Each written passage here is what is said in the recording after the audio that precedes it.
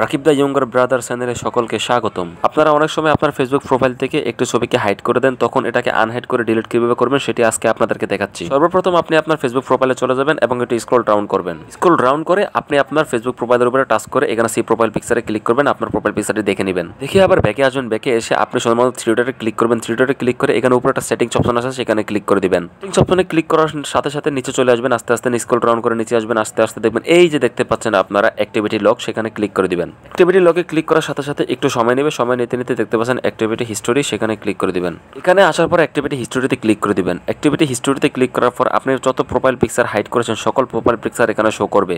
দেখুন আমার প্রোফাইল পিকচারে যতগুলো পিকচারকে আমি হাইড করেছি সবগুলো আমি আপনাদেরকে দেখাচ্ছি। দেখুন সবগুলো পিকচার আপনারা আগে সম্পূর্ণভাবে দেখুন, তারপরে আপনি আপনার ভিডিওটি সুন্দরভাবে দেখলে বুঝতে পারবেন। আপনি যদি চান যে এখান থেকে যে কোনো প্রোফাইল পিকচারটি আপনি হাইড থেকে আনহাইড করবেন, তাহলে থ্রি ডটে ক্লিক করবেন। থ্রি ডটে ক্লিক করার সাথে সাথে আপনি ডিলিট করে দিতে পারবেন, তারপরে আপনি আনহাইডও করে দিতে পারবেন। আর তাও যদি না চান তাহলে আপনি সুন্দর মতো এটাকে অনলি মি করে দেবেন, পাবলিক করা লাগবে না। ভিডিওটি ভালো লাগলে সাবস্ক্রাইব করে দেবেন প্লিজ।